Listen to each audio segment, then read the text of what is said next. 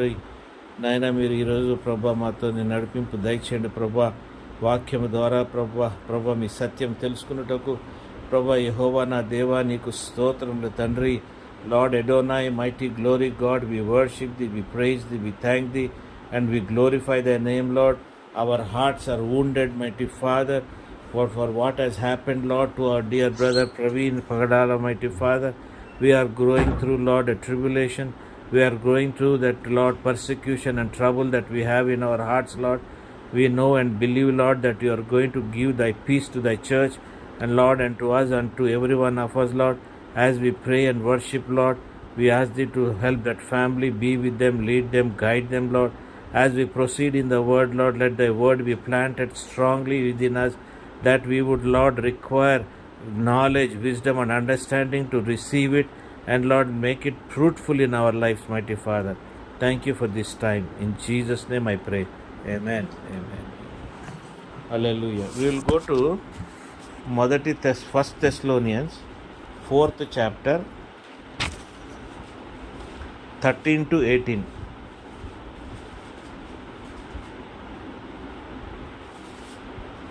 సహోదరులారా, నిరీక్షణ లేని ఇతరుల వలె మీరు దుఃఖపడకుండా నిద్రించుచున్న వారిని గూర్చి మీకు తెలియకుండా నాకు ఇష్టం లేదు. యేసు మృతి పొంది తిరిగి లేచినని మనం నమ్మినడన అదే ప్రకారం యేసునందు నిద్రించు వారిని దేవుడు ఆయనతో కూడా వెంటబెట్టుకుని వచ్చును. మేము ప్రభువు మాటను బట్టి మీతో చెప్పినదేమనగా, ప్రభువు రాకడ వరకు సజీవులమై నిలిచియున్న మనము నిద్రించిన వారి కంటే ముందుగా ఆయన సన్నిధి చేరము. ఆర్భాటముతోనూ ప్రధాన దూత శబ్దంతోనూ దేవుని బోరతోనూ పరలోకం నుండి ప్రభువు దిగివచ్చును. క్రీస్తు నందుండి మృతులైన వారు మొదలులేతురు. ఆ మీదట సజీవులమై నిలిచి మనము వారితో కూడా ఏకముగా ప్రభువుని ఎదుర్కొన్నటకు ఆకాశ మండలములకు మేఘముల మీద కొనుకోబడుతుంది. కాగా మనం సదాకాలం ప్రభుతో కూడా ఉంటుంది. కాబట్టి మీరు ఈ మాటల చేత ఒకరిని కూడా ఆదరించుకోండి. హల్లెలూయా. మనం ఏ విషయంలో కూడా భయపడాల్సింది, బాధపడాల్సింది అవసరం లేదు.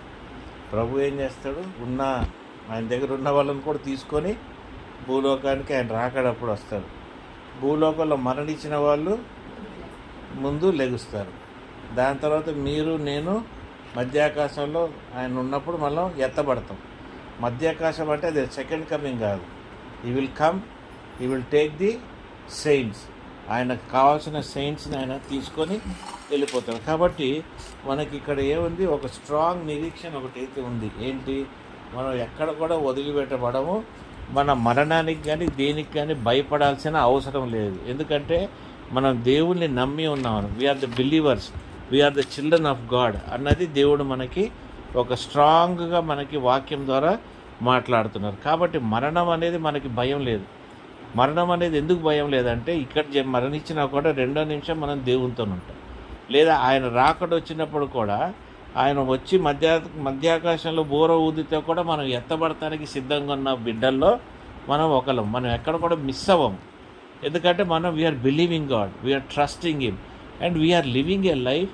ఏదైతే దేవుడు మనల్ని మంచి లైఫ్ కోరుకుంటున్నాడో, ఎటువంటి లైఫ్ అయితే మనల్ని ఉండాలనుకుంటున్నాడో అటువంటి లైఫే మనకి దేవుడు ఇచ్చిన దాన్ని మనం నడుస్తున్నాం దాని ప్రకారం. కాబట్టి మనకి దొరకాల్సింది, జరగాల్సింది సమస్తము ఆయన చిత్తానుసారంగా విక్టోరియస్గా మనం వెళ్ళిపోతూనే ఉంటాం, మనకి జరుగుతూనే ఉంటాం. కాబట్టి మనం ఎక్కడ కూడా ఇది జరగలేదు, ఇది అవ్వలేదు, నా లైఫ్లో ఇది ఆగిపోయింది, నా లైఫ్లో ఇట్లుంది అని అనుకుంటానికి మనకి ఎక్కడ కూడా ఆస్కారం లేదు. Because our God is perfect, our life will be perfect, our eternity is perfect. మనం ఇటర్నిటీ కూడా పర్ఫెక్ట్లోనే ఉంటాం. ఎక్కడ కూడా మనం తక్కువ ఉండదు. ఎందుకంటే మన God is a perfecting God. ఎవరు? యేసుక్రీస్తు. కాబట్టి ఆయన మనల్ని ఎప్పుడు కూడా వదిలిపెట్టాడు. మనతోనే ఆయన ప్రయాణం, మనం ఆయనతోనే ఉంటాం. కాబట్టి ఇన్ని ఉన్న తర్వాత మనం ఇంకా బలహీనంగా ఫీల్ అయ్యి మనం ఇంకా దేవుని దగ్గర మనం అంటే ఎప్పటికప్పుడు పడిపోతూ లెగుస్తూ ఎందుకుంటున్నామంటే మనకి సరి అయిన కాన్షియస్ అవగాహన మనకి దేవుడి పట్ల లేదు. We don't understand what is God going to give us and how we have to live our life in the presence of God. దేవుని సన్నిధిలో కూడా మనం ఎటువంటి జీవితం జీవించాలో, దేవుడు మనకి ఎటువంటి ఆశీర్వాదాలు మనకి ఇస్తాడన్నది గ్రహించుకుంటాం అనేది క్రైస్తవ జీవితానికి చాలా ముఖ్యమైన విషయం. కాబట్టి మనం ఏం చేద్దామంటే దేవుడి లైఫ్ మనల్ని ఇవాల్యుయేషన్ చేసుకోవాలి. మనం ఏం చేసుకోవాలి, మనల్ని మనం పరీక్షించుకోవాలి. తర్వాత మనం పరీక్షించుకొని మనం స్వనీతిలో కాదు దేవుని విశ్వాసంలో మనం పరీక్షించుకోవాలి. ఆయన కృపలో మనం ఎదుగుతూ తెలుసుకుంటూ ఉంటే మనకి దేవుడు ఏమేమి రివార్డ్స్ ఉన్నాయన్నది కూడా మనకి గ్రహింపు ఉంటుంది. మన జీవితంలో ఏం జరుగుతున్నది అనేది కూడా మనకి గ్రహింపు ఉంటుంది. కాబట్టి ఈరోజు ఏం చూద్దామంటే 2 కొరింథీయులు 5:10. ఎందుకనగా తాను జరిగించిన క్రియల చొప్పున అవి మంచివైనను సరే చెడ్డమైనను సరే దేహంతో జరిగించిన వాటి ఫలమును ప్రతివాడును పొందినట్లు మనమందరమును క్రీస్తు న్యాయపీఠం మీద ప్రత్యక్షం కావలేము. ఏమంటున్నాడు? ఎందుకనగా తాను జరిగించిన క్రియల చొప్పున అవి మంచివైనను సరే చెడ్డమైనను సరే దేహంతో జరిగించిన వాటి ఫలమును ప్రతివాడును పొందినట్లు మనమందరమును క్రీస్తు న్యాయపీఠం మీద ప్రత్యక్షం కావలేము. ఏమంటున్నాడు? మీకు అర్థమైందా? ఏం అర్థమైంది? మనం చేసిన ప్రతిదీ కూడా ఆయన న్యాయపీఠం మీద నిలబడి మనం చేసిన మంచి క్రియలకు చెడ్డ క్రియలకు సమాధానం చెప్పాలి. అంటే ఏముంది ఇక్కడ? తీర్పు ఉంది. ఎవరి ముందుంది? ఏ దేవుడు? కాదు, కుమారుడి ఎదుట. This is the judgement seat of Jesus Christ. అంటే ఇప్పుడు నువ్వు గమనించుకోవాలి ఏంటంటే, నీవు నీ జీవితాన్ని తండ్రి దగ్గరికి వెళ్ళకముందు క్రీస్తు న్యాయపీఠం ముందు నువ్వు నిలబడాలి. హల్లెలూయా. ఆయన రక్తంతో కడగబడ్డావు, నువ్వు సాల్వేషన్ పొంది ఉన్నావు. But what is the quality of your spiritual life is important. నీ క్వాలిటీ చూసావా? నేను ఇందాక ఇట్లా రిలాక్స్గా చదువుతుంది బైబిల్, నేను అనుకుని లేచి కూర్చుంటుంది అనుకున్నా. అర్థమైందా? లేచి కూర్చుంటుంది, ఆ రిలాక్సేషన్ పోతుంది అని. అలాగే అయింది. ఎందుకంటే ఇది చాలా గంభీరమైన విషయం. దబ్బని కొట్టింది, కట్మని కొట్టింది. ఏమని? క్రీస్తు సింహాసనం ముందు మనం నిలబడాలి. మనం సింహాసనం ముందు జడ్జిమెంట్కి నిలబడాలి యేసుక్రీస్తు ముందంటే. ఇప్పుడు ఆ దేవుడు నన్ను ఎలాగ జడ్జ్ చేస్తాడు? నా పాపములు బట్ట, ఆ యేసు రక్తాన్ని బట్టి మన సాక్ష్యమా, మనం చేసిన మంచి పనులు బట్టి సాక్ష్యమా? ఇది చాలా పెద్ద ఛాలెంజ్ మనకి. ఇప్పుడు ఈ రోజు నుండి నీ ఆత్మీయ జీవితం వేరుగా ఉంటుంది. హల్లెలూయా. ఎందుకు నీ ఆత్మీయ జీవితం వేరుగా ఉంటుంది అంటే, నువ్వు వైట్ థ్రోన్ జడ్జిమెంట్కి వెళ్ళకముందే ఇక్కడ జడ్జిమెంట్లో నువ్వు నిలబడుతున్నావు. హల్లెలూయా. వైట్ థ్రోన్ జడ్జిమెంట్ వెళ్ళకముందే ఇక్కడ నిలబడుతున్నావు. ఇక్కడ నిలబడుతున్నావు అంటే ఇప్పుడు నువ్వు బాధపడిపోతుంటావు. అయ్యా, ఇంత నిన్ను ప్రేమించి నీతో ఇంతగుండి నా జీవితము అందరి ముందు ఇంతగా సీక్రెట్ బయటపడుతుందా అని ప్రతి ఒక్కడు వాడి హృదయము వాడి జీవితం ఎదుగుతూ ఉంటారు. స్పెషల్లీ మగవాళ్ళు ఇంకా బాగా ఎదుగుతారు, తెలుసుకున్నవాడు. మీకు అర్థమవుతుందా? ఎందుకంటే ఇది కదిలింపు. క్రీస్తు నువ్వు లెట్టబడగానే ఆయన ముందు నువ్వేం చేస్తున్నావు? దేవుని ముందు నిలబడుతున్నావు. ఎప్పుడు నిలబడుతున్నావు? ఎత్తబడిన తర్వాత 7 సంవత్సరాల ట్రిబ్యులేషన్, ఏదైతే 7 సంవత్సరాల ట్రిబ్యులేషన్ ఉందో ఆ ట్రిబ్యులేషన్ టైంలో నువ్వు దేవుని ముందు నిలబడి ఉంటావు. ఇక్కడ లోకంలో ట్రిబ్యులేషన్ నడుస్తూ ఉంటుంది, ఈ లోకంలో ట్రిబ్యులేషన్ నడుస్తుంది, శ్రమలు నడుస్తుంటుంది. మనము అక్కడ ఆయన ముందు నిలబడి ఉంటాము, విందు కూడా నడుస్తూ ఉంటుంది. Both the things, there will be celebration, విందు నడుస్తూ ఉంటుంది, మనం ఆయన ముందు జడ్జిమెంట్ కూడా నిలబడతాం. ఎవరు నిలబడతారు? చదవడం వల్ల. ఎందుకనగా తాను జరిగించిన క్రియల చొప్పున అవి మంచివైనా సరే చెడ్డమైనా సరే దేహంతో జరిగించిన వాటి ఫలమును ప్రతి వాడిని పొందినట్లు మనమందరమును క్రీస్తు న్యాయ పీఠం ఎదుట ప్రత్యక్షము కావలేము. మనమందరం ఎవరు? వాళ్ళందరూ మనం అందరం అంటే ఎవరు? బిలీవర్స్. నాన్ బిలీవర్స్ నిలబడతలేరు అక్కడ. ఎత్తబడిన వాళ్ళు, రక్షణ పొందిన వాళ్ళు ఆయన ముందు నిలబడుతున్నారు. రోమన్స్ 14:10.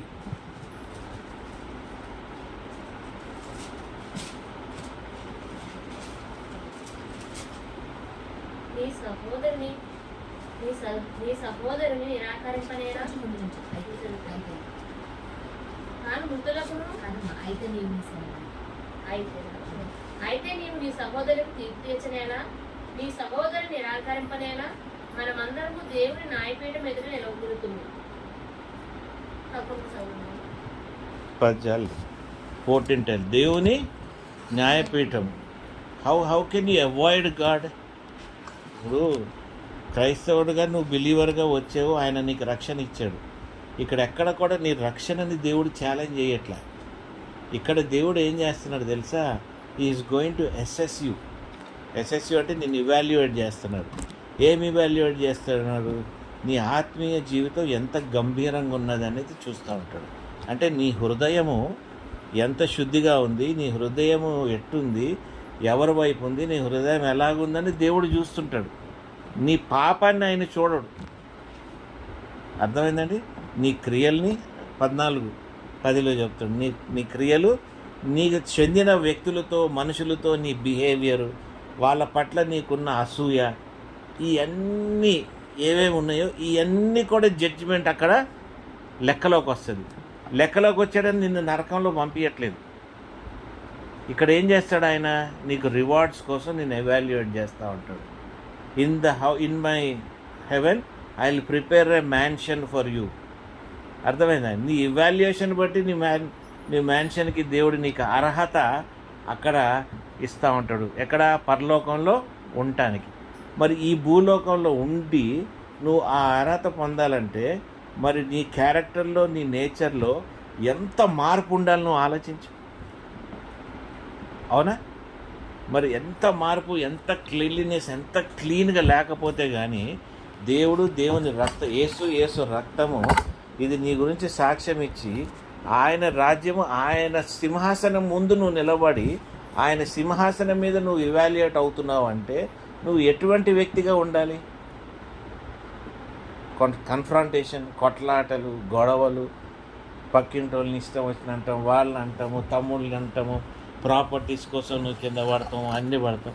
ఇక్కడే నువ్వు ప్రాపర్టీలకు పడుతుంటే నీకు అక్కడ మ్యాన్షన్ ఎక్కడుంది? దేవుడు నీకు అక్కడ ఏమి ఇవ్వగలుగుతాడు కదా? దేవుడు ఏమేమి ఇస్తాడు మనకి, అది కూడా చూద్దాం. నేను ఏమంటున్నానంటే ఇట్స్ ఎ జడ్జిమెంట్ సీట్. దాన్ని మనం అల్లాటప్పగా తీసుకోవాల్సిన అవసరం లేదు. అది జడ్జిమెంట్ సీట్. జడ్జిమెంట్ సీట్ అంటే ఏంటి? అది న్యాయాధిపతి కూర్చొని ప్రతీది కూడా యేసు ప్రభు ఒక నీతి ప్రకారంగా, న్యాయం ప్రకారంగా నీకు ఇచ్చిన జీవితానికి ఆయన లెక్క తీసుకుంటా ఉంటాడు. You are understanding? The life that he has given to you, he is now going to question you, ask you, అరే నువ్వు ఏం చేసావురా? నీకు ఇచ్చిన తలాంతుల్ని నువ్వు ఎలాగ వాడుకున్నావు? నీకు ఇచ్చిన ఈ 60 ఏళ్ళు, ఈ 70 ఏళ్ళు, 80 ఏళ్ళు జీవితంలో నీ అచీవ్మెంట్స్ ఏంటి? ఏ అచీవ్మెంట్స్? భూలోకం అచీవ్మెంట్స్ కాదు, స్పిరిచువల్ అచీవ్మెంట్స్. ఆత్మ పొందావా? లేదు. మరి ఆత్మ పొందందు నువ్వు ఎట్లా ఎత్తబడతావు? 7 సంవత్సరాల శ్రమలో నువ్వు ఇక్కడ నడవాల్సిందే. ఏం చేయాలి? 7 సంవత్సరాల శ్రమలో నువ్వు ఇక్కడ నడవాల్సిందే. ఇంకోటి గుర్తుపెట్టుకోండి, ప్రతి పర్సను వాడి నేచర్ ద్వారా నీ హృదయం ఈజ్ అ పోర్టల్. పోర్టల్ అంటే ఏంటి? సైతాను నీ జీవితంలోకి, నీ హృదయంలోకి, నీ మనసులోకి ఎంటర్ అవ్వగలిగే పోర్టల్ అంటే దారి. ఎంతోమంది మంచి క్రిస్టియన్ లైఫ్ ఉంటారు కానీ వాడి లోపల ఎన్నో సైతాన్లు ఉంటాయి. మంచి భక్తుడు కూడా అవ్వచ్చు, నేను కూడా అవ్వచ్చు. If I'm not living that righteous life, there are some evils that are there in me. ఆ దయ్యాలే నన్ను నడిపిస్తూ ఉంటాయి. బూతులాడేది, తిట్టేది, అవి ఉంటాయి మనలో. వీటి నుండి మనం విడుదల పొందాలి. These are our spiritual battles. మీకు అర్థమవుతుందా? ఈ స్పిరిచువల్ బ్యాటిల్స్ మనం వీటిల్ని జయిస్తూ ముందుకెళ్ళాలి. ఇది జయించెళ్ళాలంటే నీ గురించి కూడా నువ్వు ప్రార్థన చేసుకోవాలి. నీ గురించి నువ్వు శాంక్టిఫై చేసుకొని దేవుని ముందు నిన్ను నువ్వు ఛాలెంజ్ చేసుకొని దేవుని దగ్గర నువ్వు చెప్పాలి, దేవా ఈ స్థితి ఇది మారాలి, నాలో ఉన్న ఈ అన్నీ తీసుకొచ్చింది ఈ సైతాన్లు, ఇవి ఐడెంటిఫై చెయ్యాలి నువ్వు. Because you have become a portal for your self. Portal అంటే దారి, మార్గం నీకు నువ్వే తయారు చేసుకున్నావు. సైతాన్లు నీ మీద పడటానికి. కాబట్టి నువ్వేం చేస్తున్నావు? ఒక జీవితం, బాండేజ్ లాంటి జీవితం నువ్వు జీవిస్తున్నావు. అర్థమైందండి మీకు? అర్థమవుతుందా మీకు? Bondage, life of bondage. ఈరోజు నేను అనొచ్చు, నాలో ఏముంది, నేను దేవుని బిడ్డని, నాలో బలహీనతలు, నాలో బుద్ధిహీనతలు, నాలో చెడు, నాలో ఉన్న సైతాన్లు నన్ను నడిపిస్తున్నాయి. అర్థమైందండి? నా ఆలోచనలు. వీటన్నిటి నుండి కూడా మనకి విడుదల కావాలి. రేపు ఆయన సన్నిధిలో ఆయన ముందు నిలబడాలంటే we have to stand before the throne of righteousness. అదేం థ్రోను? థ్రోన్ ఆఫ్ రైచియస్నెస్, నీతి గల సింహాసనం. మరి ఆ నీతి గల సింహాసనం మీద ఉంటే మనం ఎంత నీతిలో ఉంటే కానీ ఆ సింహాసనం మీద ముందు నిలబడలేమన్నది మనం ఆలోచించాలి కదా. రివార్డ్స్ తర్వాత, రివార్డులు మనకు వచ్చేది పోయేది అనేది, ఎన్ని రివార్డ్స్ ఉన్నాయి, ఏమున్నాయి అన్నది మనం ఎలాగ లెక్కించబడతాం అనేది తర్వాత. ముందు మాత్రం మన బతుకు ఎలాగుందని మనం గమనించుకోవాల్సిన అవసరత మనకి ఎంత ఉంది. ఈ దినాన్న నువ్వు గమనించు. నిన్ను రేపు యేసుప్రభు అడుగుతుంటాడు. యేసుప్రభు ముందు నిలబడే నువ్వు ఇట్లా అడగడు ఆయన. నీ అన్నీ కూడా కనబడుతుంటాయి అక్కడ. నీ పాపం కానీ, నీ మంచితనం కానీ, నీ ఏమేమి చేసావు ఇవన్నీ కనబడుతుంటాయి. అందరి ముందు నువ్వు నిలబడుతుంటావు. ఆ సిగ్గే చాలు నీకు పనిష్మెంట్. నువ్వు బిలీవరే, నువ్వు దేవుని పొందుకున్న దానివే, నీలో పవర్ ఉంది, నీలో అన్నీ ఉన్నాయి. కానీ మరి నువ్వు ఇవాల్యుయేట్ చేసుకుంటే మళ్ళీ అక్కడ సిగ్గుకరమైన జీవితమే. ఏమంటారండి? 1 కొరింథీయులు 3:11. వేయబడినది తప్ప మరి ఒక పునాది ఎవడూ వేయనేరడు. ఈ పునాది యేసుక్రీస్తే. ఒకటి తర్వాత చదువు. ఎవడైనా ఈ పునాది మీద బంగారము, వెండి, వెలగల రాళ్ళు, కర్ర, గడ్డి, కొయ్యకాలు మొదలైన వాటితో కట్టినేరన వాని పని కనబడదు. ఆ దినము దానిని తేటపరచును, అది అగ్ని చేత బయలుపరచబడును. మరియు వాని పని ఎట్టిదో దానిని అగ్నియే పరీక్షించును. పునాది మీద ఒకడు కట్టిన పని నిలిచిన ఎడల వాడి జీతం పుచ్చుకును. ఒకటి పని కాల్చివేయబడిన ఎడల వానికి నష్టం కలుగును. అతడు తన మట్టుకు రక్షింపబడును, కానీ అగ్నిలో నుండి తప్పించుకున్నట్టు రక్షింపబడును. నీకు అర్థమవుతుంది? నీకు ఉన్న ఫౌండేషన్ ఏంటి? నీ విశ్వాసమైన ఫౌండేషను ఏంటి? నీ ఫౌండేషను, నీ రెప్యుటేషను యేసు ప్రభు ఫౌండేషన్ మీద నిలబడుందా లేదా? క్రీస్తు నీతి మీద, క్రీస్తు రైచియస్నెస్ మీద నీ ఫౌండేషన్ నిలబడుందా లేదా? నీ ఫౌండేషన్ ఏమవుతుంది? అగ్నితో టెస్ట్ అయ్యబడుతుంది. అంటే నీ జీవితాన్ని ఇప్పుడు గోల్డ్తో ఉన్నదనుకోండి, గోల్డ్ టెస్ట్ అయితేనే అది ప్యూరిఫై అయ్యి గోల్డ్గా మారుతుంది. లేదనుకో, గడ్డి చెక్కతో బతుకున్నదనుకో, నీకు ఇచ్చిన తలాంతులు వీటిని వాడుకోకపోతే ఏమవుతుంది? నువ్వు అక్కడ అగ్ని వల్ల నువ్వే డిస్ట్రాయ్ అయిపోతున్నావు. నేను స్పెసిఫిక్గా అడిగి, స్పెసిఫిక్గా కూర్చొని, స్పెసిఫిక్గా దేవుడు నిన్ను ఏమీ చేయాల్సిన అవసరం లేదు. నీకు ఆ అర్హత కావాలంటే ఇప్పుడు నుండే క్రీస్తు అనుకూలంగానే నువ్వు బతకాలి. ఎందుకంటే every sin also you should know that it will have ఏమంటారు, దానికి జరిగిన ప్రతి పాపానికి కూడా నీకు పరిహారం ఎక్కడో ఒక దగ్గర విలువ, దాన్ని కట్టాల్సిందే. నువ్వు ఈ లోకంలో కానీ ఎక్కడో ఒక దగ్గర నువ్వు కట్టాల్సిందే. నీ పాపానికి నువ్వు విలువ కట్టాల్సి వస్తుంది. యేసు ప్రభువు ముందు నువ్వు నిలబడాల్సి వస్తుంది అన్న కాన్షియస్ నీకు తగిలితే కానీ నువ్వు ఆ లెవెల్ ఆఫ్ రైచియస్నెస్లో నువ్వు బతకలేవు. అర్థమవుతుందా?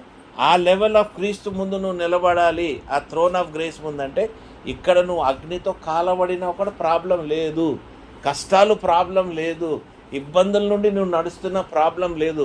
ఎందుకంటే నువ్వు అన్నిట్లో నుండి నీవు ప్యూరిఫై చేసుకుంటా ఉన్నావు. నీ జీవితంలో ఈ ప్రాబ్లం, ఈ కష్టాలు వస్తున్నాయంటే నువ్వు ప్యూరిఫై చేసుకుంటలేదు.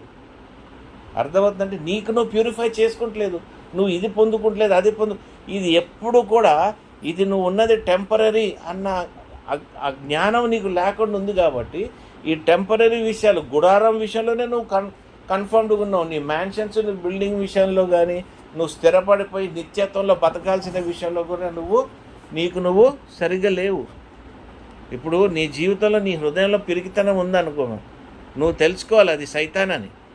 ఆ పిరికితనంతో నువ్వు దేవుని సింహాసనం ముందు నువ్వు నిలబడలేవు.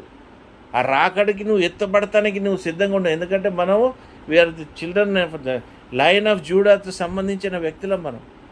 మన హృదయము, మన ఆలోచన, మన తలంపులు ఆ ధైర్యంగా నిలబడగలిగితే ఆ ధైర్యమే మనల్ని నిలబెడతా ఉంటుంది. ఆ ధైర్యమే రేపు మనల్ని ఏమంటుంది, ప్యూరిఫై, అగ్నితో కాలబడతా ఉంటుంది. నిన్ను నువ్వు పరీక్షించుకోవాల్సిన అవసరత మనకి ఎంతైనా ఉన్నాయి. కొన్ని వాక్యాలు కూడా మనం చూసుకుంటూ పోదాం. ఇవన్నీ చేసినందుకు మనకేమున్నాయి అంటే మన జీవితాల్లో మనకి రివార్డ్స్ అనేది మనకి కట్టబడి ఉంటాయి.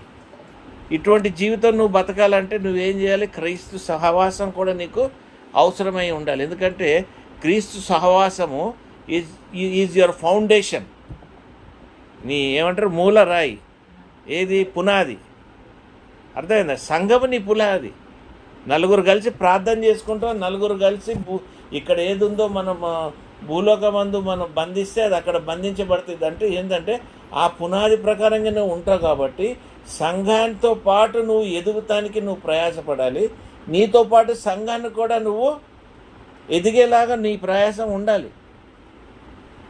సంఘంతో పాటు నువ్వు ఎదగాలి, నీలో కూడా నీతో పాటు సంఘం కూడా ఎదిగేలాగా ఉండాలి. That is your clean foundation. If you are not able to do, నువ్వు ఒంటరిగా ఉంటావు, నన్ను అంటబాకు నామాలు కాకి లాంటి జీవితాలు ఎత్తబడే జీవితాలు కాదు. ఈ జడ్జిమెంట్కి కూడా గ్రీక్లో పేరు ఏముందంటే బీమా జడ్జిమెంట్ అంటారు. ఏమంటారండి? ఈ బీమా జడ్జిమెంట్. క్రీస్తు ముందు నిలబడింది బీమా జడ్జిమెంట్. యెహోవా దేవుడు ముందు నిలబడింది, యెహోవా ముందు నిలబడింది వైట్ థ్రోన్ జడ్జిమెంట్. అది వైట్ థ్రోన్ జడ్జిమెంట్. అంత మొత్తం అంటే వెలుగు. అర్థమైందండి? మనం చూడలేనంత వెలుగు.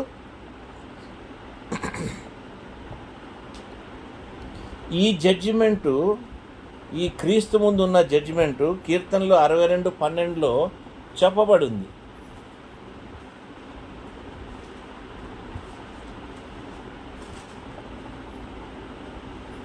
ప్రభువా, మనుషులందరికీ వారి వారి క్రియల చొప్పున నీవే ప్రతిఫలం ఇచ్చుచున్నావు, కాగా కృప చూపుట నీది.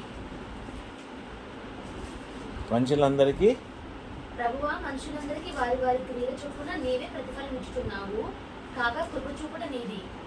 అయితే క్రీస్తు రాకముందు వాళ్ళు అన్నారు చూడండి, క్రీస్తు లాగున్న వాళ్ళకి, రాకముందు వాళ్ళకి వాళ్ళ judgement separate, but they are also there. క్రీస్తు వచ్చిన తర్వాత కూడా వేరు. అర్థమైందండి? మనం డైరెక్ట్గా క్రీస్తు తర్వాత ఆయన రక్తంలో కడగబడి ఆయన్ని తెలుసుకొని మనం దేవునిలోకి యేసుక్రీస్తులో వచ్చాం. కాబట్టి మన foundations are expected to be much stronger than anybody else. నీ రివార్డ్స్ నువ్వు సంపాదించాలంటే ఇక్కడ ఛాలెంజ్ ఎక్కువ. ఈ జడ్జిమెంట్లో నువ్వు పోగొట్టుకునేది అంటే నువ్వు నీ సాల్వేషన్ నువ్వు పోగొట్టుకోవు. నువ్వు పోగొట్టుకునేది ఏంటి? నీకు ఇచ్చే రివార్డ్స్. నీకు ఇచ్చే రివార్డ్స్ ఏంటి? దగదగ మెరిచి నువ్వు అందరి ముందు ఒక ప్రత్యక్షతతో నువ్వు కనబడతాము. నీకు ఇచ్చే క్రౌను, నీకు ఇచ్చే ఒక ప్లేసు, పొజిషను, ఇవన్నీ కూడా మ్యాటర్స్. నేను ఎప్పుడు చెప్తా కదా, అక్కడికి వెళ్ళిన తర్వాత కూడా నువ్వు లో లెవెల్లోనే బతుకుతే ఎట్లా? యేసుక్రీస్తు కుమారుడు, యేసుక్రీస్తు బిడ్డ అయినాక యేసుక్రీస్తు దగ్గర సమస్తము నువ్వు పొందుకోవాలి కదా. ఒకడు పొందుకోలేకుండా నువ్వు ఉండలేవు. Everything you have to receive from Christ. So this judgement is about your salvation, how you are living your life on this earth. ఇది కొద్దిగా భయంకరమైంది, అవునా కదా? కష్టమైంది. ఈరోజు మీ ముందు నేను వాక్యం చెప్తాను, అక్కడికి వచ్చినాక నేనేంటన్నది మీరు పర్సనల్గా మీరు తెలుసుకుంటారు. అక్కడ అరే ఈ మనిషితోనా నేనున్నాను, అంటే మీకు అసూయ రాకపోవచ్చు, కోపం రాకపోవచ్చు, కానీ you will understand who is who. వీడెంత యాక్టింగ్ చేశాడు, వాడెంత యాక్టింగ్ చేశాడు, వీడు అన్నది మనం చాలా సింపుల్గా తెలుసుకుంటాం. ఇది తెలుసుకోకూడదు అనుకుంటే ఇప్పుడు నుండే నీ లైఫ్ డిఫరెంట్గా ఉండాలి. ఇప్పుడు నుండే నువ్వు చాలా నీతిగా ఉండాలి. ఇప్పుడు నుండే నువ్వు ఇంకా గొప్పగా ఉండాలి. ఎందుకంటే ఈరోజు నువ్వు తెలుసుకున్నావు నువ్వు ఆయన ముందు నిలబడతావని. ఒక గ్రహింపు బైబిల్లో ఉంది. మన గ్రహింపు ఈరోజు, ఇది ఎప్పటి నుండో ఉంది, 2000 సంవత్సరాల నుండే రాసింది. But today we have realise that we will also stand before the throne of Jesus Christ before we go to the white throne judgement. అంటే ఇక్కడే నువ్వు ఎవరు, నీ క్రౌన్, నీకు ఇచ్చిన తలాంతులు బట్టి నువ్వు యెహోవా దేవుడి ముందు కనబడతావు. యేసు రక్తంలో. అర్థమైందా? నిన్ను ఐడెంటిఫై చేస్తాడు యెహోవా దేవుడు. అరే వీడికి ఇది బ్లెస్సింగ్, వీడికి ఈ బ్లెస్సింగ్ పొందాడు, వీడు ఈ బ్లెస్సింగ్ పొందాడు, ఓహో వీడు ఇట్లా వాడు అన్నట్టుగా నీకు విందులో కూడా నీకు ఒక స్థలం ఎక్కడ ఉండాలనేది నీకు ఉంటుంది. విఐపీలో ఉంటుందో, బి బ్లాక్స్లో ఉంటుందో, డీలో ఉంటుందో, లేదా స్టాండ్లో కూర్చొని ఉంటాం అన్నది మనకు అక్కడ ఉంటుంది.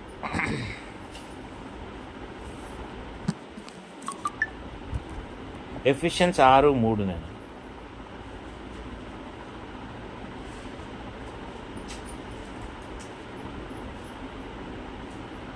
నీకు వేదికలున్నట్లు నీ తండ్రిని నీ తల్లిని సన్మానింపుము, అప్పుడు నీ భూమి మీద దీర్ఘాయుష్మంతుడవుదువు. ఇది వాగ్దానముతో కూడిన ఆజ్ఞలలో మొదటిది. కాదు నాయన, ఎఫిషియన్స్ 6:8. దాసుడైనను స్వతంత్రుడైనను మీలో ప్రతి వాడును ఏ సత్కార్యము చేయమో దాని ఫలము ప్రభువు వలన పొందునని మీరు ఎరుగుదురు. నువ్వు ఎట్లున్నా కూడా, నువ్వు ఎటువంటి సిచ్యువేషన్లో ఉన్నా కూడా, according to you will receive. When you will receive? According to Matthew 16:27.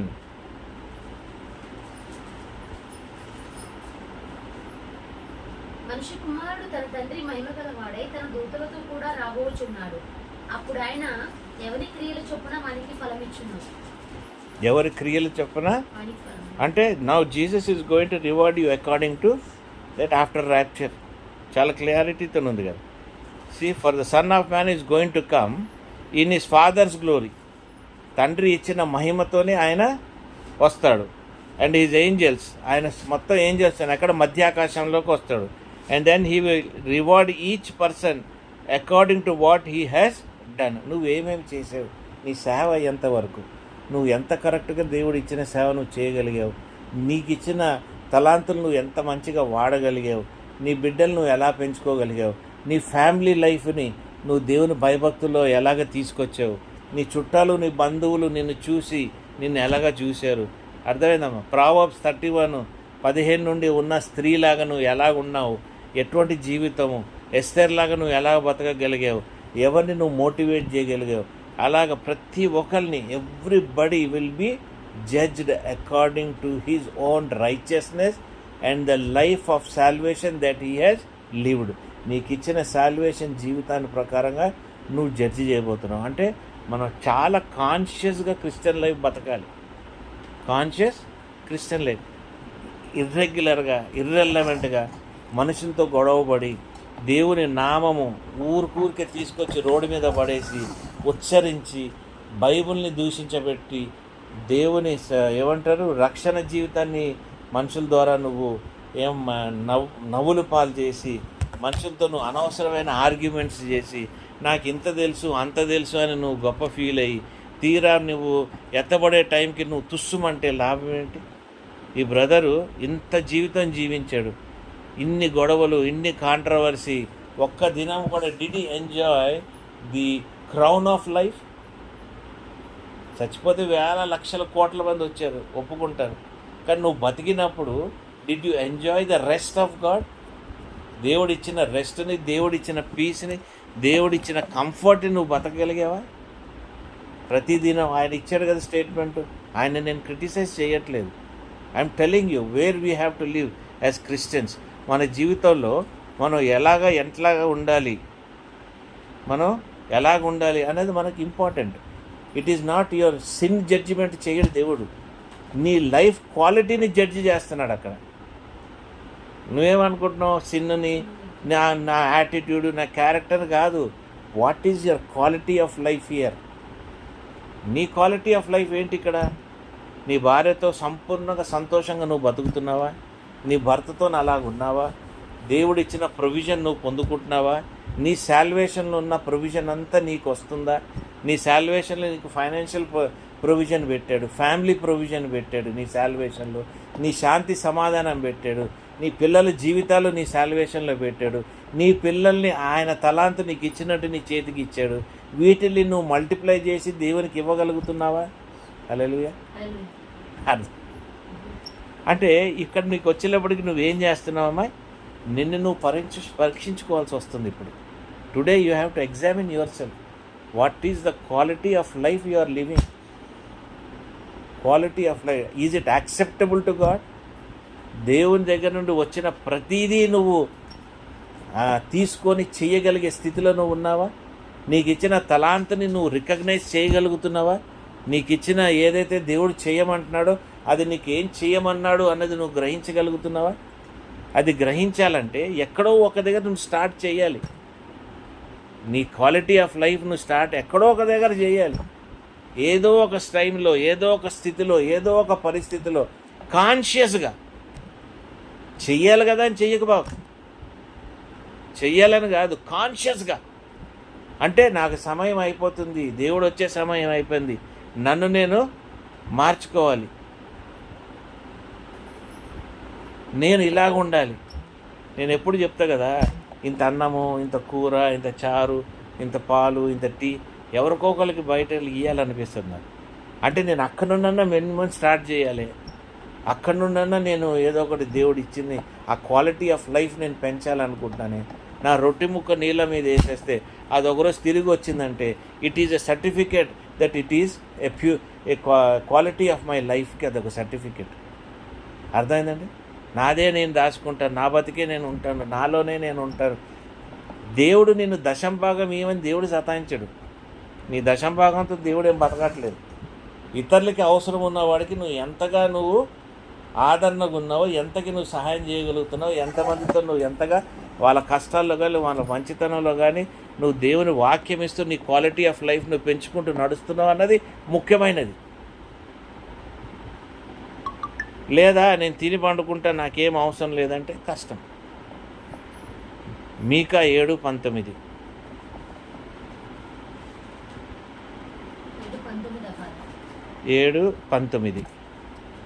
ఆయన మరలా మన యందు జాలిపడును, మన దోషములను అణిచివేయును, వారి పాపములన్నిటినీ సముద్ర అగాధములో నీవు పడవేతువు. అర్థమైందండి? అక్కడ తీసుకొచ్చి జడ్జిమెంట్ చేసి నువ్వు ఈ పాప జీవితం అని అన్నాడు.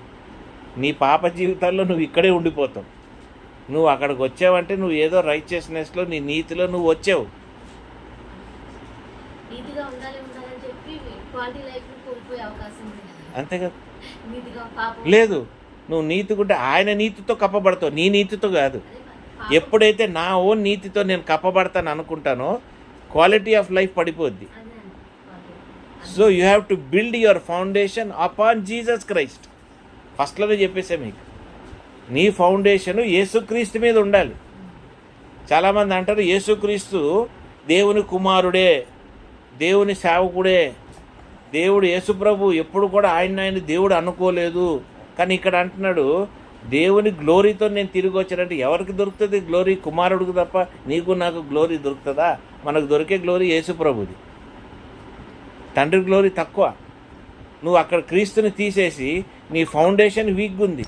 నువ్వు రేపు క్రీస్తు సింహాసనం ముందు, థ్రోన్ ఆఫ్ జడ్జిమెంట్ ఏదైతే ఉందో దాని ముందు నువ్వు నిలబడి క్రీస్తు ముందు నువ్వు ఏం సాక్ష్యం నువ్వు ఇవ్వగలుగుతావు? నువ్వు అక్కడ దాకా వెళ్ళగలుగుతావా? ఈయన దాటి వెళ్ళలేవుగా. నీకు అర్థమవుతుందండి? దాటి వెళ్ళలేవుగా. మరి నువ్వు అటువంటిప్పుడు యెహోవా దేవుడి దగ్గరికి వెళ్ళాలంటే ఈయన థ్రోను, ఈయన జడ్జిమెంట్ లేదు, నువ్వు ఎట్లా వెళ్తావు? అప్పుడు నువ్వు దీనిని నువ్వు అనుభవించాలంటే ఈయన నీతిని అనుభవించాలి, ఈయన రక్షణను అనుభవించాలి, ఈయన రక్తాన్ని అనుభవించాలి, నీ డిఎన్ఏ మార్చుకోవాలి. అర్థమవుతుందండి? నీ ఫౌండేషన్లో ఉన్నప్పుడు ఇవన్నీ మారుతూ ఉండాలి. ఇవన్నీ మారుతూ ఉంటే నువ్వు ఎలా బతుకుతావు? 33 ఏళ్ళు నువ్వు ఎలాగైతే యేసుప్రభు భూలోకంలో బతికాడో అటువంటి జీవితమే నీకు అంటబడి ఉంటుంది. హల్లెలూయా. 33 సంవత్సరాలు ఆయన ఎలా బతికాడో అటువంటి జీవితంలోనే నువ్వు ఆధారపడి ఉండాలి. అదే నీ ఫౌండేషన్. నీ సొంత జీవితము నీ సొంతగా నువ్వు బిల్డ్ చేసుకునేది కాదు. ప్రతి దినము నిన్ను నువ్వు పరీక్షించుకోవాలి.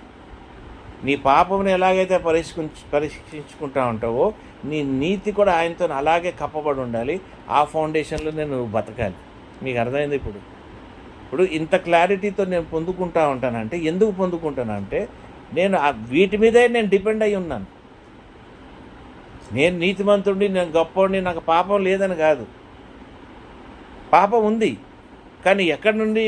ఆయన నీతి ద్వారా కప్పబడుతున్నాం కాబట్టి ఎప్పటికప్పుడు we are renewing our spirit, renewing our salvation to live a better life, to stand before him. ఆయన ముందు నిలబడుటకు మనల్ని మనం ఎప్పుడు కూడా సిద్ధపరచు. డైరెక్ట్గా వెళ్ళి యెహోవా దేవుడి ముందు ధవళ సింహాసనం ముందు ఆ అగ్ని దగ్గర మనం నిలబడి మనం జడ్జిమెంట్కి నిలబడగలుగుతామా? అక్కడ నిలబడేది ఎవరు? దేవుని బిడ్డలు కాక ఈ లోకంలో ఎత్తబడిన వాళ్ళు, ఉండిపోయిన వాళ్ళు, వాళ్ళందరూ కూడా ఆ సింహాసనం మీద ఉంటారు. మీకు అర్థమవుతుందా? ఆ సింహాసనం మీద వీళ్ళందరూ ఉంటారు. భూలోకం పుట్టినప్పటి నుండి ఎండింగ్ అయ్యేదాకా అందరూ ఆ వైట్ థ్రోన్ జడ్జిమెంట్ మీద ఉంటారు. క్రీస్తు ముందు ఉండేది ఆయనకు సంబంధించిన బిడ్డలు. మాకు క్రీస్తు అవసరం లేదంటున్నారుగా, ఆయన రక్షణ కావాలి, ఆయన రక్తంలో మేము ఇదైపోతాం, మాకు చాలా అంతే. క్రీస్తు ఎవరండి మాకు అన్న థీరీస్ ఎంతోమందికి ఉంది. ఆయన బీమా జడ్జిమెంట్ ముందు మనం నిలబడతాము అన్న చిన్న ఇంగిత జ్ఞానం కూడా లేదు. మీ కల్లో ఏమంటున్నాడు అన్న, ఈ విల్ బి రిమూవింగ్ మన పాపంలో ఇంకా వెళ్ళిపోయినాయి. పాత వాళ్ళు కానీ క్రీస్తు వచ్చిన తర్వాత వాళ్ళు కానీ, ఒక్కసారి క్రీస్తు కిందకెళ్ళి భూలోకంలోకి పాతాళంలోకి వెళ్ళి తీసుకొచ్చిన తర్వాత రక్షణ వాళ్ళకి ఇచ్చినాక, గాస్పుల్ ఇచ్చినాక everything is gone. You are a new creation in Christ Jesus.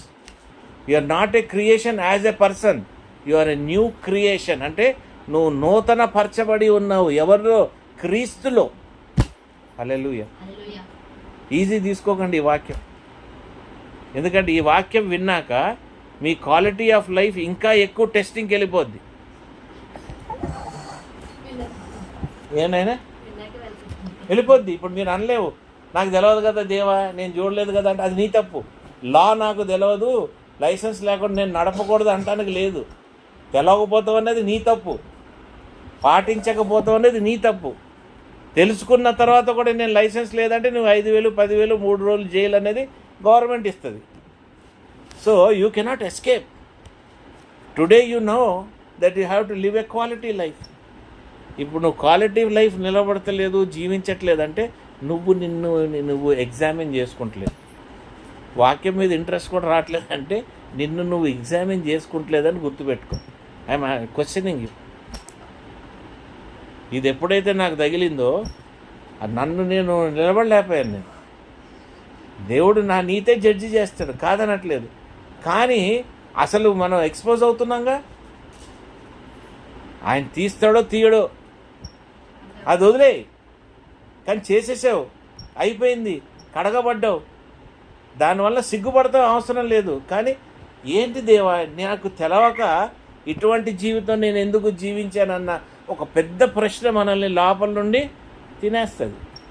Till you లే యువర్ ఫౌండేషన్ అపాన్ జీసస్. క్రీస్తు మీద నీ ఫౌండేషన్ వేసే వరకు అది ఒక డిస్టర్బింగ్ ఫ్యాక్టరే. అర్థమైందండి? దేవుడు ఎక్కడ కూడా అన్యాయం తీర్పు మన మీద తీర్పు ఉండదు. ఎక్కడ కూడా మన అన్యాయంగా మన తీర్పు ఉండదు. ఒక్క నిమిషం. హలో మనోరెడ్డి, నమస్తే సార్. ఏంటి చెప్పండి సార్. ఇప్పుడు there is no condemnation Romans 8:1 ప్రకారం ఇన్ క్రైస్ట్ జీసస్. మనం క్రీస్తులో ఉన్నాం కాబట్టి ఎత్తబడ్డాం కాబట్టి ఆయన సింహాసనం దగ్గర మనం నిలబడుతున్నాం. ఇది ఎంతకాలము? 7 సంవత్సరాలే. ఈ ప్రాసెస్ అంతా కూడా 7 సంవత్సరాల లోపల విందు జరుగుతుంటుంది, ఇది జరుగుతుంటుంది. విందు జరుగుతుంటుంది దేవుని దగ్గర. ఆ విందు వేరు, 1000 ఏళ్ల పరిపాలన, ఆ విందు వేరు, ఈ విందు వేరు. This is another kind of having good time with Jesus. But at the same time you are also being asked how you lived your quality of life. నువ్వు ఇచ్చిన తలాంతులు, అది ఉంది కదా స్టోరీ, నీకు ఇంత ఇచ్చాను, నాకు అంత ఇచ్చాను, నేను దాచుకున్నానని. ఈ స్టోరీ అంతా దీని మీదే బేస్ అయి ఉంది. ఈ జడ్జిమెంట్ మీదనే ఈ స్టోరీ బేస్ అయి ఉంది. అప్పుడు ఈ జడ్జిమెంట్, ఈ స్టోరీ ఎందుకు ఇచ్చామో మనం ఎప్పుడు చదివినా, ఏ పాదిరి విన్నా కూడా పైపైన వింటాం, పైపైన అనుకుంటుంటాం, ఈ తలాంత్ ఇంతవరకు, ఈ తలాంత్ ఇంతవరకు అని. మనం ఎప్పుడు గ్రహించేవి ఏంటంటే ఈ story is applicable when you are in the presence of God. Judgement, యేసుక్రీస్తు జడ్జిమెంట్ సీట్ మీద ఉన్నప్పుడు ఈ కథ మన దగ్గర వర్కౌట్ అవుతుంది అన్నది గ్రహింపు లేదు. ఈ దినాన నువ్వు అది చదివితే నీకు వెంటనే ఏమనిపిస్తుంది? నా క్వాలిటీ ఆఫ్ లైఫ్ ఇలాగ మెజర్ అవుద్ది. నాకు ఇచ్చిన తలాంత్ నేను ఏం చేశాను? ప్రీచింగ్ నాకు ఇచ్చాడు, బైబిల్ ఉమెన్ నాకు ఇచ్చాడు, ప్రార్థన స్త్రీలాగా ఇచ్చాడు, వాళ్ళ గురించి చేయాల్సింది ఇచ్చాడు. ఈ అన్నిట్లో నేను ఎంతవరకు పాటించాను? ఇంత చేయాల్సిన అవసరం లేదు. అది చెయ్యాలన్న నీ తపన ఇంపార్టెంట్. ఈ లోకంలో అనుకూలత ఎంతో ఉండదు మనకి, సైతాన్ని ఉండనీయదు. కాబట్టి ఎన్నో విషయాలు నువ్వు చేయలేవు, కానీ నువ్వు చెయ్యాలనుకున్న తలంపు ఉంది చూడు, అది ఇంపార్టెంట్. హల్లెలూయా. చెయ్యకుండా నిద్రపోయావు అనుకో, కండమినేషన్. నువ్వు చెయ్యాలి అన్న హృదయంతో మార్గాలు నువ్వు సరళం చేసుకుంటానికి ఎతుకుతున్నావు అనుకో, that means to say you have made your effort. 100% చేయలేకపోయినా 50% అయినా చేశాను. ఈ చచ్చిపోయి హస్తసాక్షుల్లాగా ఉన్నారు చూడండి, వీళ్ళు ఏమనుకుంటారు, నేను 100% చేసేసానని చావుకు రెడీ అయిపోతాడు. నేను క్వాలిటీ ఆఫ్ లైఫ్ బతకమంటున్నాడు రా బాబు, చావమని దేవుడు అనట్లేదు. రోగాలతో జబ్బులతో కూడా దేవుడు చావమని అనట్లేదు. If you have quality of life you will have long life. దినదినం దగ్గు దలుబుతూనే నువ్వు బతికేస్తూ ఉంటావు, ఎందుకంటే నీ క్వాలిటీ ఆఫ్ నీ ప్రాణాన్ని క్వాలిటీ ఎంత ఉందో దేవుడు నీకు బయలుపరుస్తూ ఉంటాడు. ఆ బయలుపరిచిన క్వాలిటీ బట్టి నువ్వు లైఫ్ని నువ్వు సరిదిద్దుకుంటూ ఉంటావు, దానికి కావాల్సినవన్నీ నువ్వు చేసుకుంటూ ఉంటావు. అర్థమవుతుందండి? సో ఇఫ్ యూ సే నాకు నా లైఫ్కి వాల్యూ లేదని లైఫ్ని ఇట్లా వదిలేసుకుంటారు, సూసైడ్లు చేసుకుని, అంటే that means to say you are there for final జడ్జిమెంట్లో నువ్వు అక్కడ భయంకరమైన నరకానికి నువ్వు సిద్ధపడిపోయి ఉన్నావు అనుకోవాలి. ఎందుకంటే ఆయన ఇచ్చిన దాన్ని నువ్వు వాడుకోవాలి. ఆ ఇచ్చిన దాన్ని నువ్వు వాడుకోకపోతే, అర్థమైందండి? ఇచ్చిన దాన్ని వాడుకోకపోతే, మనం వెళ్ళి కొందరికి వెళ్ళి మనం షేర్ చేసుకోకపోతే, వాళ్ళ తప్పులు కానీ ఏదైనా ఉంటే దేవుని ఆత్మలో దేవుని వర్కౌట్లో మనం చెప్పి వాళ్ళంతా సరిదిద్దుకొని వాళ్ళ దగ్గర 4 సార్లు ప్రార్థన చేసి మారతారా లేదా అన్నది మనం ప్రయాసపడాల్సిందే కదా. నేను వినను, నేనే గొప్ప అనుకున్న వాళ్ళ తీర్పుకి వాళ్ళు రెడీగా ఉంటారు, వాళ్ళ ప్రకారంగా వాళ్ళు బతుకుతారు. దాని గురించి మనం ఆలోచించాల్సిన మనకు అవసరత లేవు. గలషియన్స్ 3:13.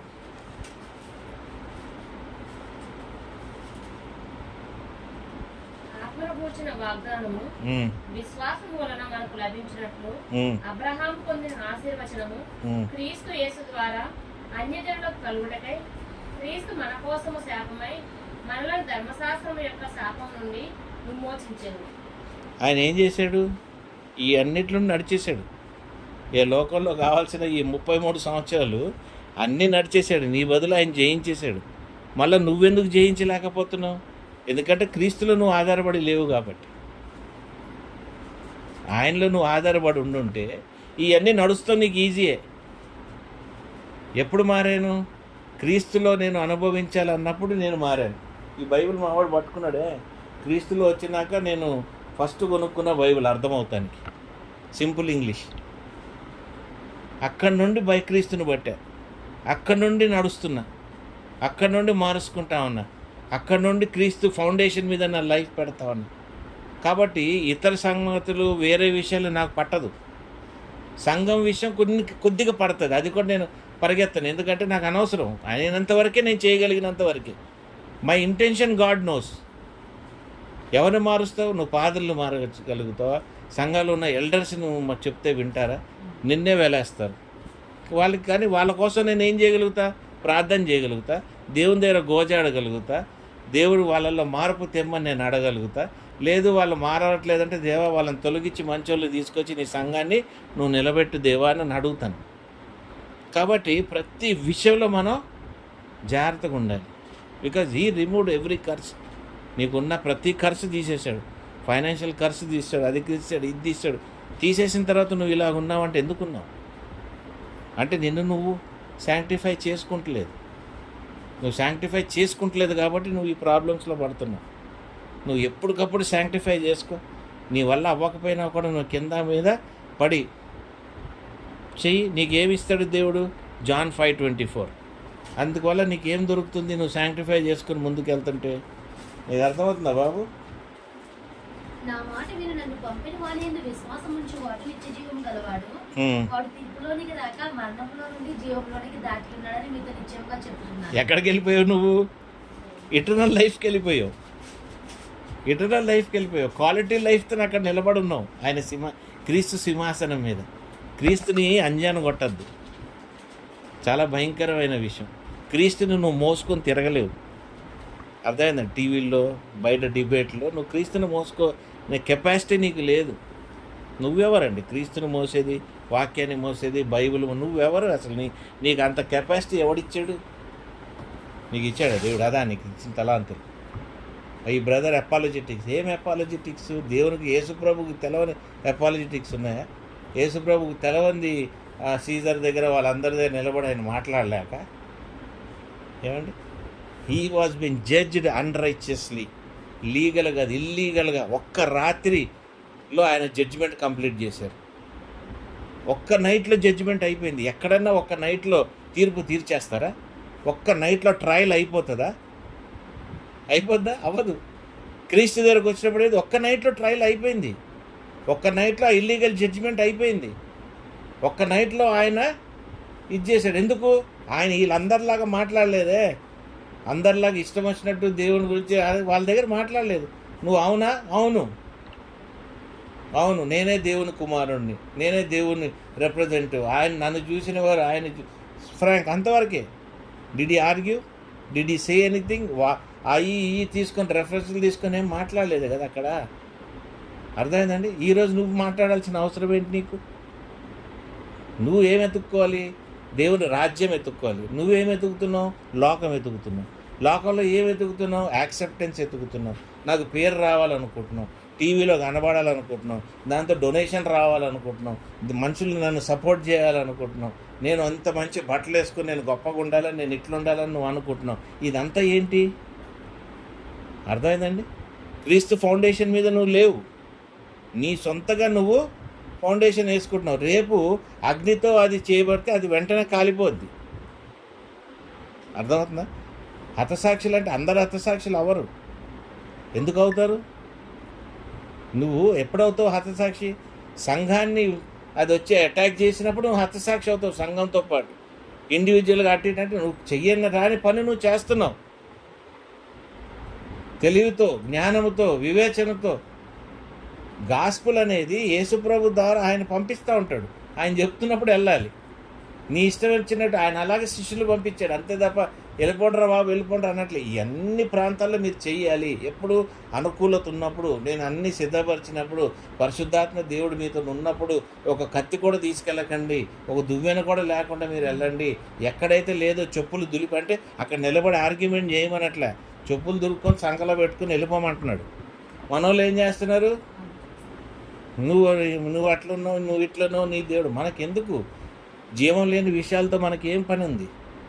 ఎవడన్నా మనం దూషిస్తున్నారంటే వాడిని వదిలేయాలి, మనకు అనవసరం.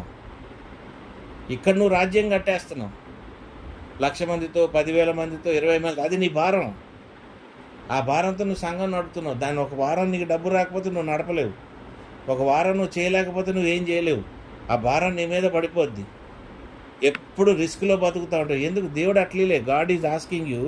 ఎక్కడ ఒక దగ్గర ఉంటే చూడండి, నేను చూపిస్తాను.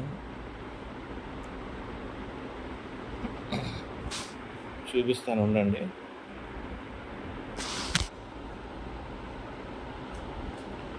హల్లెలూయా. ఒక దగ్గర అడుగుతుంటాడు, నెహెమ్యాలోనా ఎక్కడ అడుగుతాడు? రెస్ట్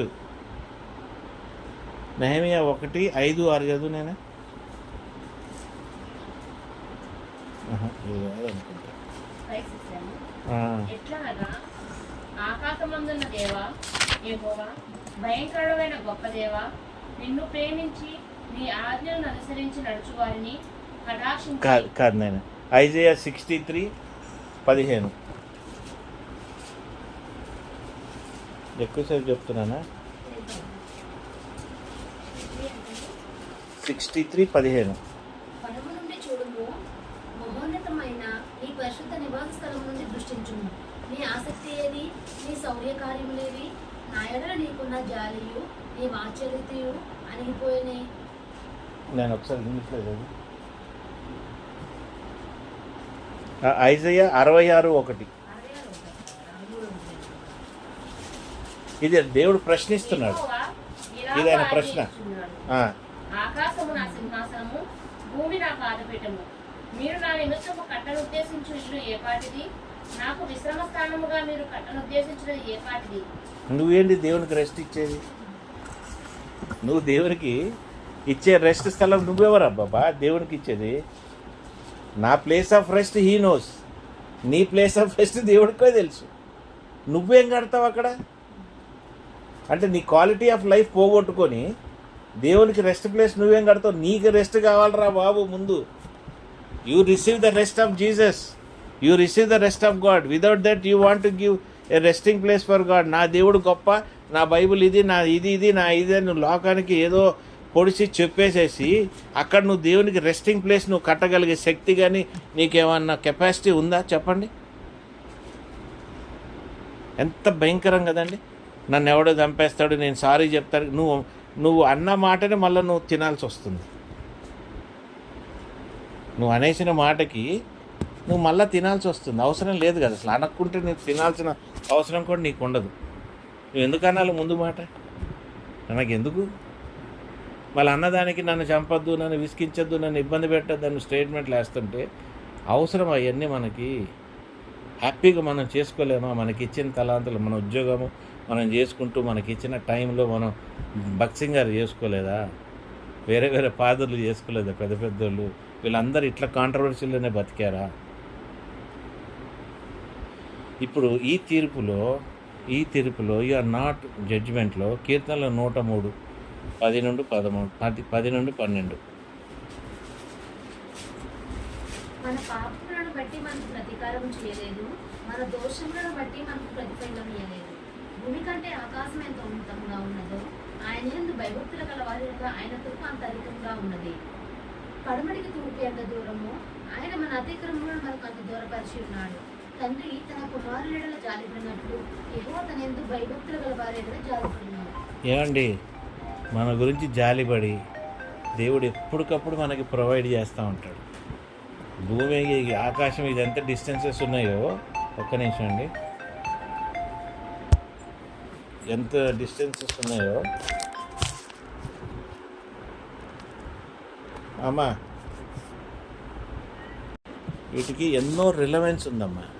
ఎన్నో వాక్యాలు మనం గమనించుకోము, మనకు తెలవని ఈడన్ ఇవన్నీ తెరవబడతాను. ఈరోజు చాలా తెరవబడినాయి మనకు కొన్ని వాక్యాలు, స్పష్టంగా కూడా తెరవబడుతున్నాయి. మనకు తెలుసుకుంటున్నాం ఏది ఎక్కడ ఉందో. ఇప్పుడు దీంట్లో ఏమంటున్నాడు? ఈస్ట్ ఎంత దూరమో అంత మర్సీ ఆయనది ఉంది. భూలోకం నుండి పరలోకం వరకు ఉన్నంత మర్సీ ఆయనది మన మీద ఉండగా దాన్ని పోగొట్టుకొని మనం ఇంకేం సాధిస్తాం చెప్పండి? ఏం సాధించగలుగుతాం? ఏమీ సాధించలేము. ఆ ఉన్న మర్సీ అంతా పొందుకోవాలి. మన మంచి క్యారెక్టర్, నేచరు, దేవునితోనున్న అనుభూతి, క్రీస్తుతోనున్న ఆ ప్రేమ, దానివల్ల మనం అన్నీ సాధించేస్తే ఉద్యోగం కానీ లైఫ్ కానీ అన్నీ దొరుకుతాయి. జరగనిది లేదు. ఎవ్వరు మన దగ్గర నుండి ఏది సొత్తు దొంగిలించలేరు. Because we are in high in mercy of God. His love, his affection, his provision అన్నీ హైలో ఉన్నాయి. లేదు అంటే కనుక్కో ఏంటి నీలో ప్రాబ్లం. అర్థమవుతుందా? నువ్వు ఎక్కడ వినట్లేదు, ఎక్కడ నువ్వు గ్రహించట్లేదు, నీ ఆత్మీయ జీవితానికి సరిపోవట్లేదా? ఇంకా ఎక్కువ అడుగు దేవుడిని. మాట్లాడే దేవుడు, వినే దేవుడు, జవాబిచ్చే దేవుడు. అర్థమవుతుందా? ఎవ్రీడే ఆయన కృప నీ మీద ఫ్రెష్గా ఉంటుంది. అన్నీ ఉన్నప్పుడు నువ్వు పొందుకోలేకపోతున్నావు. లేగయ్యా, 3 గంటలు లేచి ప్రార్థన చేసుకో. వద్దన్న దేవుడు టైం దొరికినప్పుడు ప్రార్థన చేసుకో, పండుకొని ప్రార్థన చేసుకో, కూర్చొని ప్రార్థన చేసుకో, నడుచుకుంటూ ప్రార్థన చేసుకో, దేవునితో సంభాషణ ఇస్తాను. ఏందిరా బాబు, అంట్లు తోముకుంటే నీ బతుకంతా పాడు చేసుకుంటున్నావు. ఇల్లు ఉడుస్తూ, అంట్లు తోముతూ, మూతి తుడుస్తూ, ఇదే మన బతుకు కదా. అన్ని curses he removed, he paid our price. ఆయన మన అతిక్రమాలు కానీ ఆయన ఇచ్చేస్తున్నాడు. ఆయనలో మన ఫౌండేషన్ అయ్యి ఉండాలి. ఆయన సిన్ ఆఫరింగ్ అయ్యి చచ్చిపోయాడు మన కోసం కదా. ఆయనే పాపం, ఆయన ఇదై చచ్చిపోయి ఉన్నాడు. ఇంకేం కావాలరా? మనకి ఏమేమి రివార్డ్స్ ఇస్తున్నాడు? ఇవన్నీ అక్కడ చూసినాక మనకి ఎన్ని క్రౌన్స్ ఉన్నాయి? Crown of life, crown of life. James 1:12, revolution 2:10 రాసుకోండి. Crown of righteousness 5 crowns. ఇంకా 7 ఉన్నాయి. 7లో కొన్ని నెగిటివ్ క్రౌన్స్. క్రౌన్ ఆఫ్ లైఫ్ని జీవ కిరీటం. జేమ్స్ 1:12.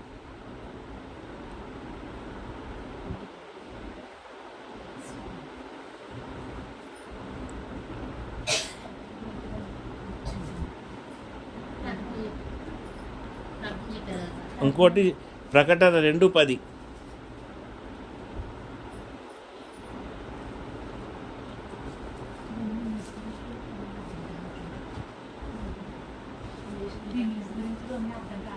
ఏదండి?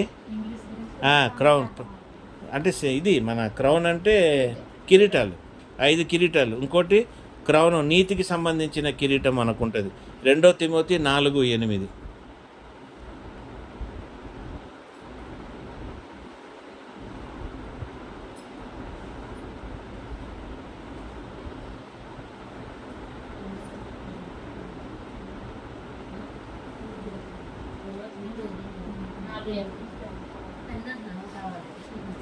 ఏమండి?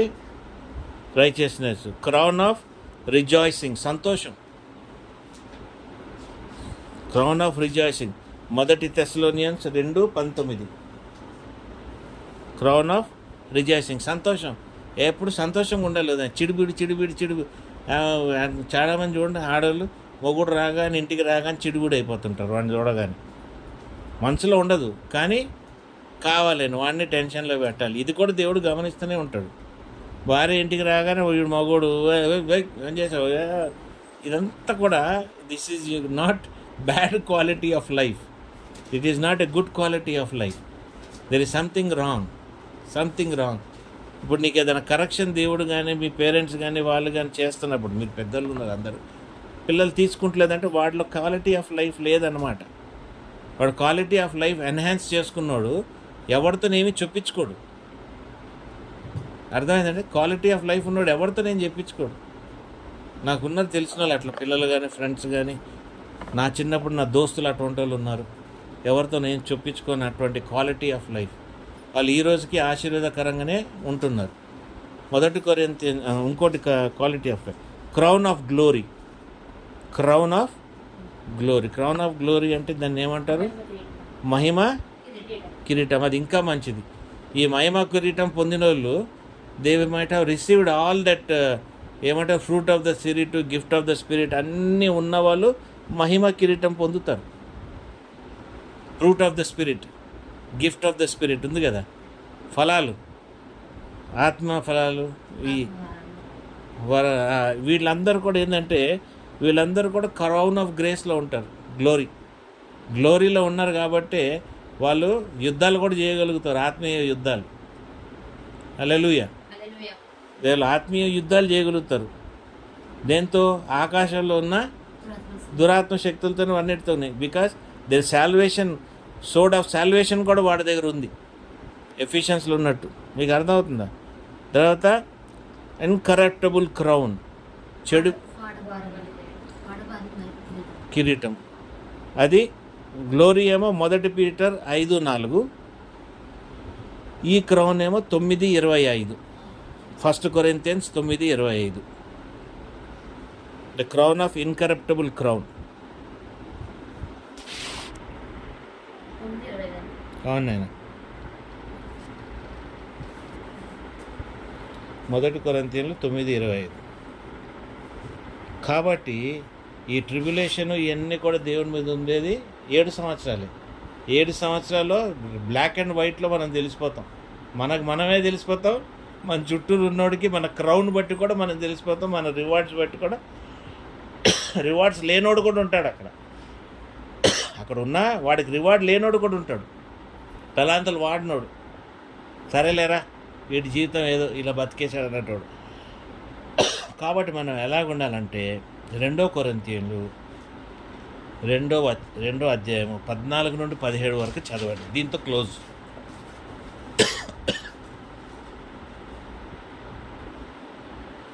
మా ద్వారా ప్రతి స్థలమందును క్రీస్తును గూర్చిన జ్ఞానం యొక్క సువాసనను కనపరచుచు ఆయన యందు మమ్మను ఎల్లప్పుడూ విజయోత్సవంతో ఊరేగించుచున్న దేవునికి స్తోత్రము. రక్షింపబడు వారి పట్లను అంటే ఒకటేనండి 14 to 17. రక్షింపబడు వారి పట్లను 2 కొరింథీయులు 2:14 నుంచి. రక్షింపబడు వారి పట్లను నశించు వారి పట్లను మేము దేవునికి క్రీస్తు సువాసనే ఉన్నాము. నశించు వారికి మరణార్థమైన మరణపు సువాసనగాను, రక్షింపబడు వారికి జీవార్థమైన జీవపు వాసనగాను ఉన్నాము. కాబట్టి ఇట్టి సంగతులను ఇట్టి సంగతులకు చాలిన వాడెవడు? మేము దేవుని వాక్యమును కలిపి చెరుపేడు అనేకుల వలె ఉండగా నిష్కాపట్యము గలవారమును దేవుని వలన నియమింపబడిన వారమై ఉండి క్రీస్తునందు దేవుని ఎదురు బోధించుచున్నాము. అర్థమైందండి? బిగ్గెస్ట్ మీనింగ్ ఏమంటున్నాడు? అరోమా, దేవునికి క్రీస్తుకి ఉన్న అరోమా మనకు ఉండాలి. ఆ సువాసన మనం పొందుకొని ఉండాలి. అంటే నన్ను చూసినవాడు క్రీస్తుని చూసినట్టు ఉండాలి. అదే మన క్రైస్తవ సాక్ష్యం. అదే దుర్మార్గుడికి ఎట్లా వస్తుంది? దుర్వాసన, కుళ్ళిపోయే శరీరపు వాసన ఉన్న వ్యక్తి వాడు దుర్వాసన. అంటే నీ వాసన, నీ శవం, నీ శరీరం వాసన కొడుతుందంటే there is something wrong in you. నీ లైఫ్ మోరల్గా లేదు, ఇమ్మోరల్ జీవితం నీది. మనం ఎన్నో అంటాం, వాడి స్కిన్ బాగాలేదు, ఇది కాదు. నీలో వాసన వస్తుందంటే you are not right. You are possessed with సైతాన్. సైతానే కంపు కొడుతుంది, దేవుడు కాదు. దేవుని సువాసన, క్రీస్తు సువాసన ఎంతో గొప్పది. అందుకే ఆయన కాళ్ళు సెంటుతో కడిగింది. ఆయన చనిపోయినాక ఆయన బాడీ అంతా కూడా సెంటుతో నింపారు. అర్థమైందండి? కాబట్టి సువాసనకరమైన జీవితం క్రీస్తులో ఉంటే నువ్వు బతకాల్సింది. ఎప్పుడు నీకు సువాసన? ఆయన దాంట్లోనే ఉంది చూడండి, మొదట్లోనే. ఆయనను గ్రహించిన వారికి. ఎవరిని గ్రహించిన వారిని? క్రీస్తుని. ఉందా మా వాడు?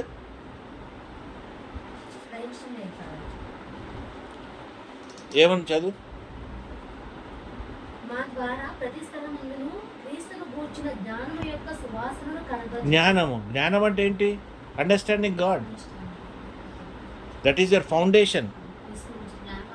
జ్ఞానము ఫౌండేషన్, ఎవ్రీథింగ్.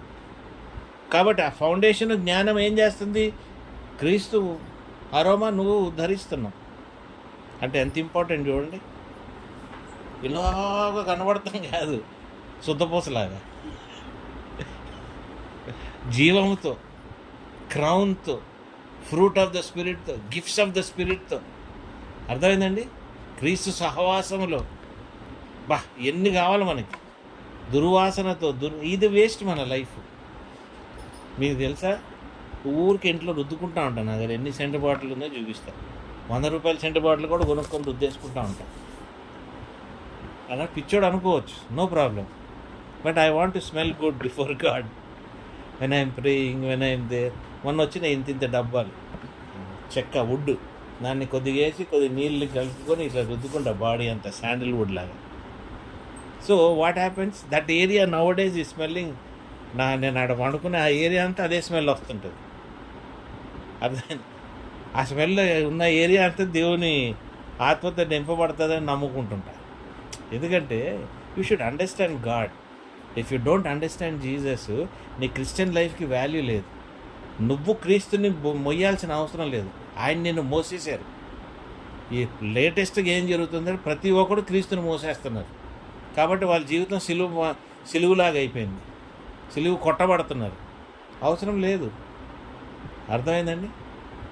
కాబట్టి make sure what kind of life.